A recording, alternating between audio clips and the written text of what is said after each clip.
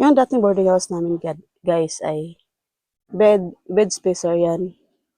Kaya sa isang bed ay kasama ko yung kapatid ko na lalaki. At sa kabilang bed naman ay kasama niya yung boardmate namin na babae. Pag kumakain kami guys, doon lang din po kami kumakain sa bed namin. Kaya madalas nakikita nila na wala kaming ulam. And dati guys, ang egg na to guys, yan yung madalas na ulam nila. So, nakikita nila na wala kaming ulam. Tapos sasabihin nila, kain tayo, kumuha kayo dito ng ulam mo. Itong egg na to guys, ito, ay, inaano nila to guys,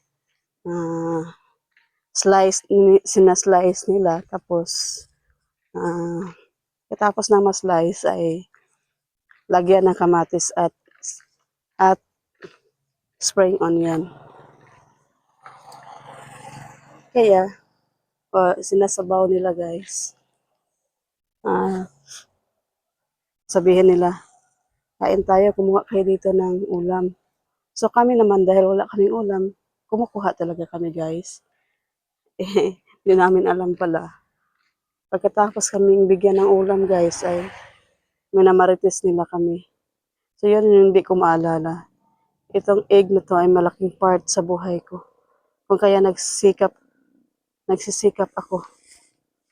Sinabi ko sa sarili ko na hindi na ako kakain hihingi pa ng pagkain sa iba.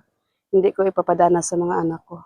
So yan guys, binlis naman kami. Si Lord ay binlis niya yung na-bless yung buhay namin ngayon. So hindi na kami masyadong mahirap. Yan lang guys. Bye.